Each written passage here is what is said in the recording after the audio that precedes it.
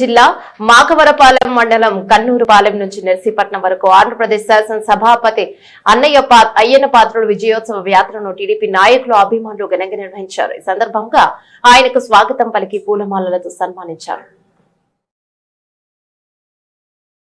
విజయోత్సవ వాకవరపాలెం main road నుంచి Narsipatnam Srikanya complex మీదుగా ఎన్టీఆర్ మినీ స్టేడియం వరకు కొనసాగింది. అనంతరం సభను ఉద్దేశించి అయ్యన్న పాత్రుడు మాట్లాడుతూ, ప్రజలు నాకిచ్చింది పదవి కాదని బాధ్యత అన్నారు. నాకు స్పీకర్ పదవి బాధ్యతలు ఇచ్చిన నారా చంద్రబాబు నాయుడుకు ఇంతటే ఘన విజయం అందించిన నర్సీపట్నం నియోజకవర్గ ప్రజలకు ఎంతో రుణపడి ఉంటారన్నారు. నర్సీపట్నం అభివృద్ధికి కృషి చేస్తారని పేర్కొన్నారు.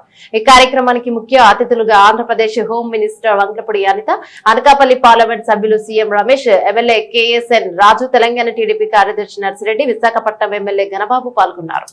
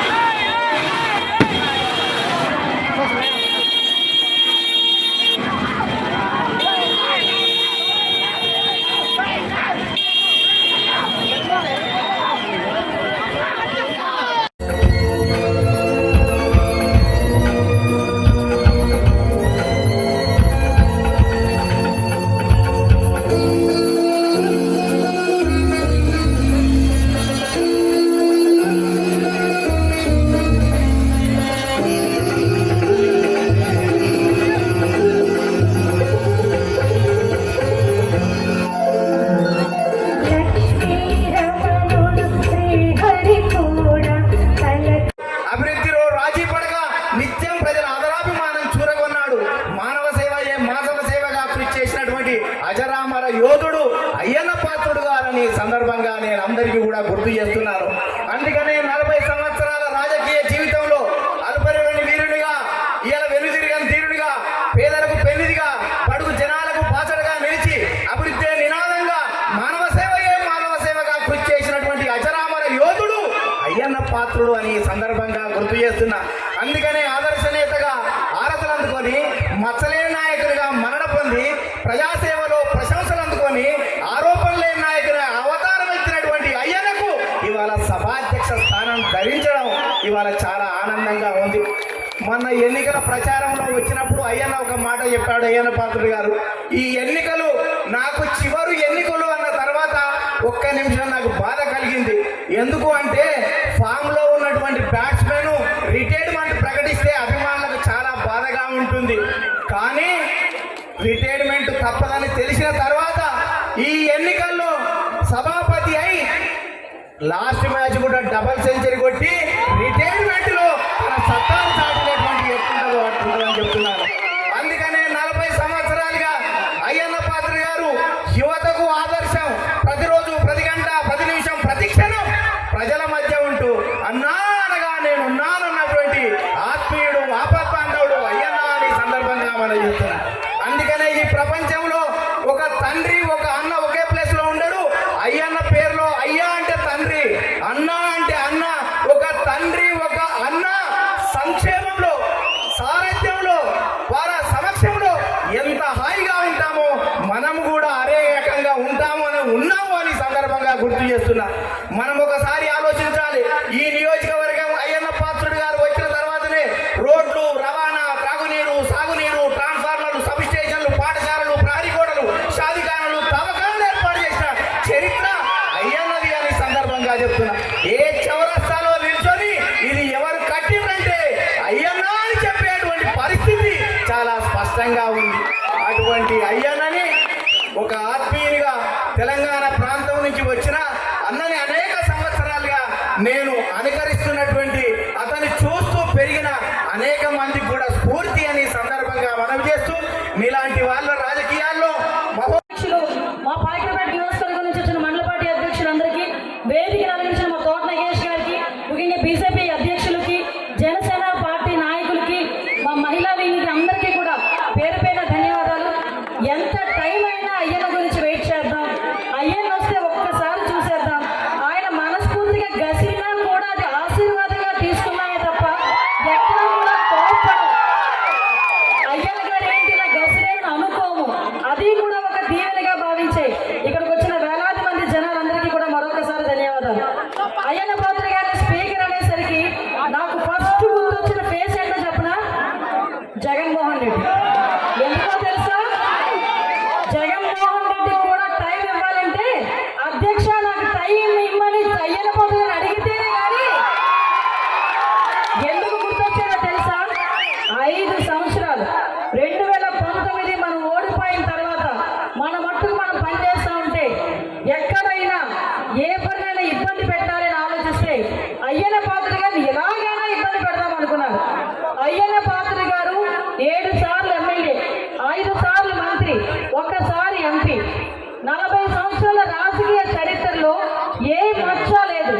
మంత్రిగా ఎక్కడ ఒక తప్పుడు సంతకం కూడా పెట్టలేదు, ఒక రూపాయి అవినీతి లేదు.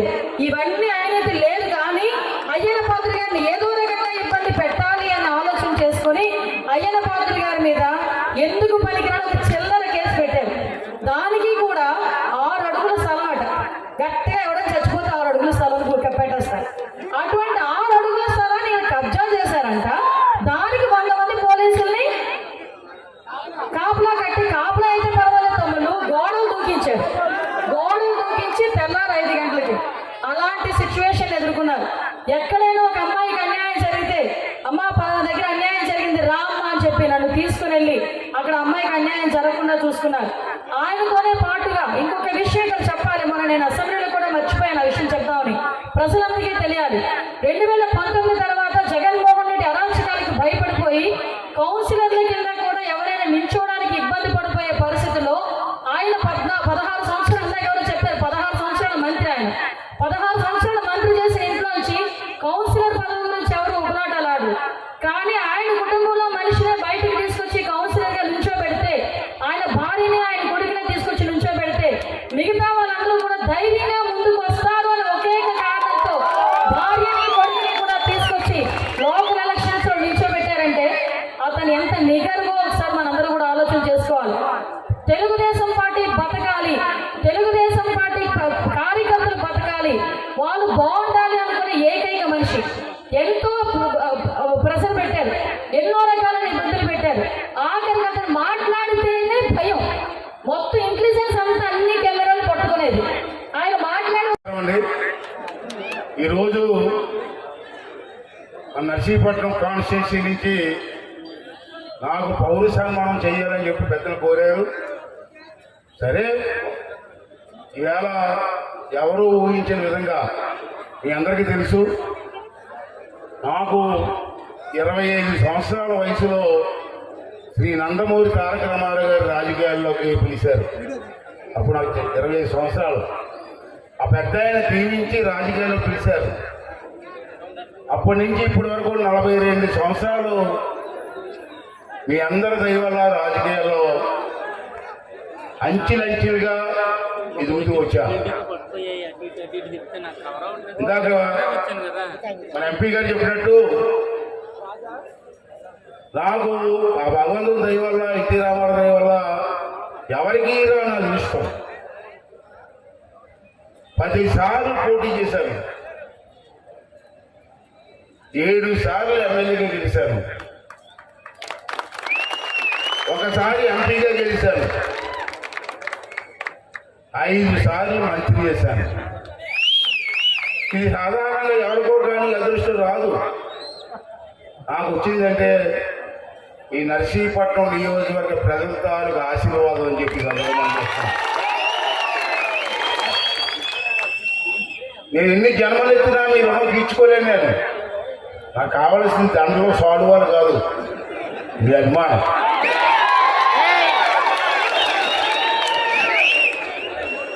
ఇన్ని సంవత్సరాలు ఏకదాటిగా రాజకీయం చేసే వాళ్ళు అతి తక్కువగా ఉంటారు రాష్ట్రం మొత్తం మీద. అటువంటి అవకాశం నాకు దొరికిందంటే అది మీ ఆశీర్వాదం కాదా? మీరు పెట్టిన రాజకీయ భిక్ష కాదా? దానికి నేను రుణం తీసుకోవాల్సిన బాధ్యత నాకు లేదా?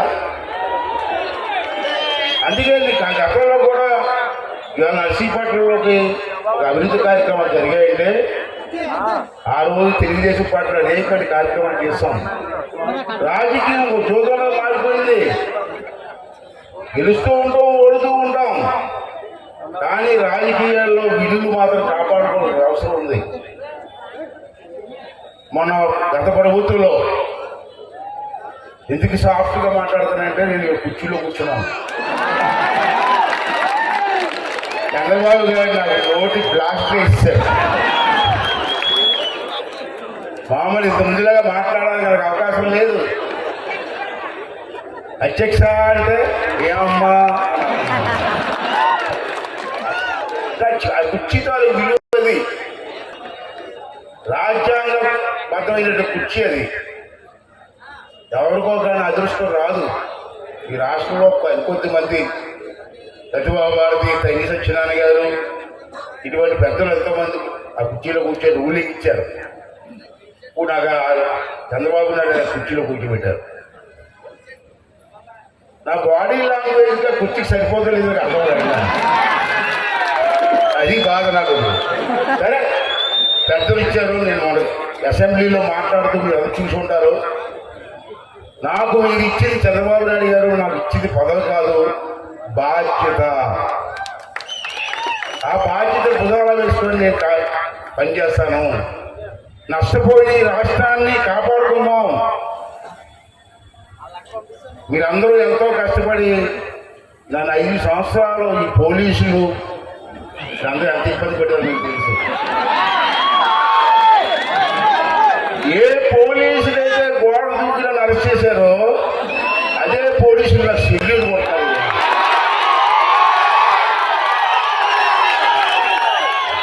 అది దేవుడు రాసిన స్క్రిప్ట్. అదే దేవుడు రాసిన స్క్రిప్ట్ అంటే అనుసరా అదే. అంటే మనం కూడా నేను మనం చేస్తాను కదా.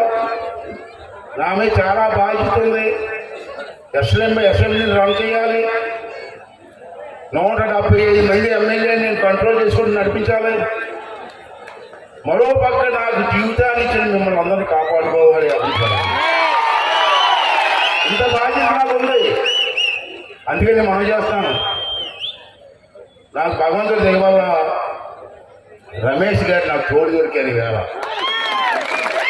నిజంగా ఆ రోజు రమేష్ గారు నాకు ఫోన్ చేసి అనకాపల్లి ఎంపీ టికెట్ నాకు ఇస్తా అన్నారు. ఏం చేయమంటారు అయ్యన్న గారు? నా పరిచయం గురించి పరిచయం ఉంది నాకు. అడిగితే లేదు బ్రదర్ రండి, మీరు గెలుస్తారు, గెలిపించుకుంటాం మేము. కాకపోతే మీరు గెలిస్తే తర్వాత ఈ అనకాపల్లి పార్లమెంట్ నియోజకవర్గంలో మీరు ఇండస్ట్రీస్ కాబట్టి 2, 3 ఇండస్ట్రీస్ పెట్టండి, మా కుర్రవాళ్ళకి ఉద్యోగాలు ఇవ్వడని చెప్పి అడిగారు. ఆ రోజు మాట ఇచ్చారు. ఇంతేదే సెంట్రల్ గవర్నమెంట్లో అది పెద్ద ఇన్ఫ్లుయెన్స్ ఉన్న వ్యక్తి నాకు తెలుసు. డైరెక్ట్గా హోమ్ మినిస్టర్ గారి దగ్గరికి వెళ్ళి నాకు ఇది కావాలని చెప్పి అడిగే శక్తి యుక్తి ఉన్న వ్యక్తి రమేష్ గారు. అంచేత వారు అందరూ కలిసి ఇక్కడ మా టీం అంతా ఉంది, తెలుగుదేశం పార్టీ టీం అంతా ఉంది. మన కూడా జనసేన, బీజేపీ, తెలుగుదేశం కలిపి ఒక కూటమిగా ఏర్పడ్డాం. మన కూడా పవన్ కళ్యాణ్ గారు కాలేజీలో అల్లరి చేసి కుర్రోడు ప్రిన్సిపాల్ ఇది ఎలాగుంటుందో అలాగుందని అన్నాను. నిజమే, ఒక విధంగా అది కూడా కరెక్టే. నేను ఒకటే మనం చేస్తాను. రమేష్ గారు, మేము, మా జిల్లా Telugu Desam party team, Janasena, BJP అందరూ కలిసి మా బాధ్యత నిర్వహించి మీ ప్రాంతాన్ని కాపాడుకుంటూ మీరు అందించినటువంటి సహకారానికి ఈ రుణం తీర్చుకుంటామని కూడా ఈ సందర్భంలో మీ అందరికీ మనం చేస్తున్నాను. నా ముందు చాలా సవాళ్ళు ఉన్నాయి. గత ప్రభుత్వంలో ఎవరిని విమర్శించకూడదని కుర్చీలు కూర్చున్నాను కాబట్టి. గత ప్రభుత్వంలో ఎంతో నష్టం జరిగింది రాష్ట్రానికి. మీరు రోజు పేపర్ చూస్తున్నారు, టీవీ చూస్తున్నారు. ఇప్పుడు ఆ నష్టాన్ని పూరించాలి మనం. మళ్ళీ మీకు కావలసిన అభివృద్ధి కార్యక్రమాలు చేసుకుంటూ వెళ్ళాలా. అన్ని సవాళ్ళు ఇవాళ మన ముందు ఉన్నాయి. అయినప్పటిలే వీళ్ళంతా స్టేజ్ మీద ఉన్న నాయకులందరూ ఆశీర్వాదం ఉంది, మీ దారికి ఆశీర్వాదం ఉంది. నన్ను ఎవరు ఏం చేయలేదు, చేసి తీరుతాం. ఏదో బాధపడి తెస్తాం, చేద్దాం. నేను ఇక్కడున్న నాయకులందరినీ కూడా పిలిచి నాకు దండలేసి సాలో కప్పాల్సిన మీరు. నాకు సభాపతిగా చాలా బాధ్యతలు ఉన్నాయి. మీరు చాలామంది అనుకున్నారు అయ్యన్న పాత్రిలో సభాపతి అయిపోయారు, మాకు అందుబాటులో ఉండరేమో అని. నాకు అన్నిటికంటే ముఖ్యం నర్సీపట్నం. నాకు ఈ గౌరవాన్ని ఇచ్చింది నర్సీపట్నం. మీ రుణం తీసుకోవాల్సిన బాధ్యత నా మీద ఉంది. తర్వాత ఏమన్నా మిగతావన్నీ తర్వాతే. ఇవాళ మీకు చూశారు, నాకు కొంచెం బిజీగా ఉన్న షెడ్యూలే. అసెంబ్లీ అంతా కూడా నడిపించుకోవాలి. నేను కష్టం, బిజీ షెడ్యూలే నాకు. అయినా మీరు ఏమీ అనుకోవసం లేదు. నేను ప్రతి అసెంబ్లీ టైంలోనే విజయవాడలో ఉంటాను. అది నుంచి మిగతా టైంలో అంతా ఇక్కడే ఉంటాను. నేను నా తరపున నా పెద్ద కొడుకు విజయ్ రాజేష్ కూడా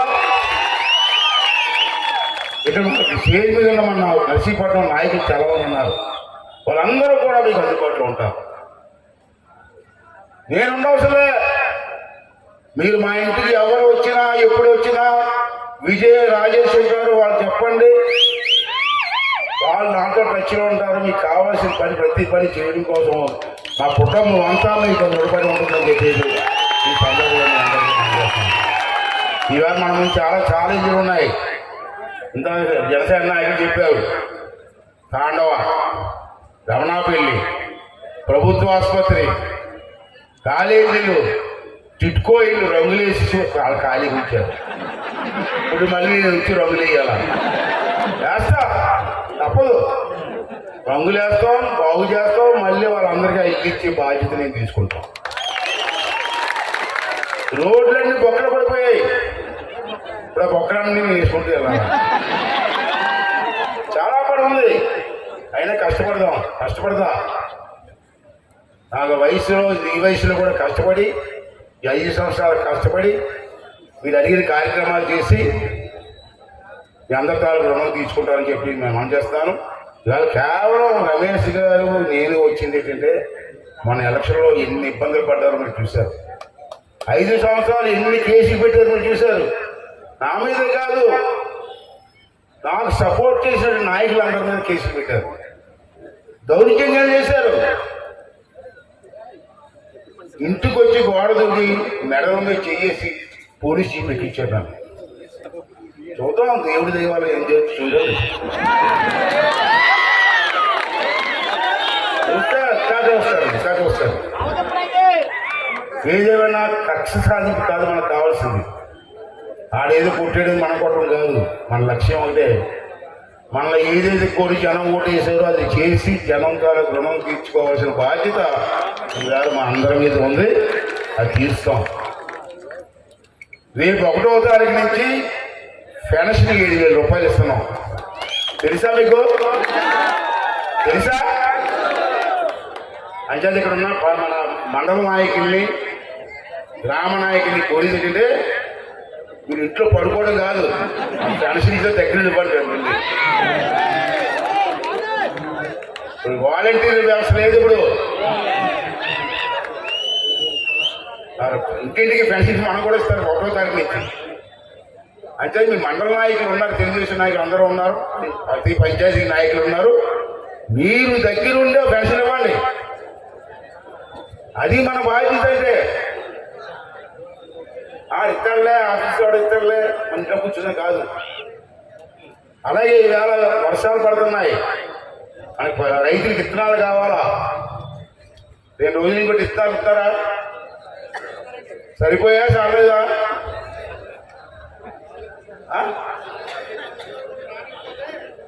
నేను 3 రోజుల క్రితం మీకు ఫోన్ చేసి ఒకవేళ మీరు అందకపోతే నాకు ఫోన్ చేయమని చెప్పాను. ఫోన్ చేశారు ఎవరన్నా? నాకు ఎవరైనా ఫోన్ చేశారా? మీరు అక్కడే లేదు బాధ్యత మీకు. మీ మండలంలో విత్తనాలు జరగకపోతే విజయవాడలో ఉంటాను, నాకు ఫోన్ చేసి చెప్పన్నా. మరి మీరు చెప్పకపోతే అందే అనుకుంటా కదా. నేను అయ్యనుకోదు ఒకరే మొయ్యరా? మీరు మొయ్యరా? మొయ్యవలసిన బాధ్యత మీకు లేదా? నేను చెప్పాను క్లియర్గా, విత్తనాలు అందకపోతే చెప్పండి, నేను మాట్లాడతాను అని. ఆ బాధ్యత మీరు చెయ్యండి. నేను ఒకరిని మొయ్యాలి, కష్టం కదా.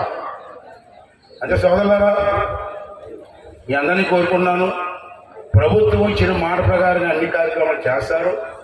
చంద్రబాబు గారు మాటలు చేస్తారు.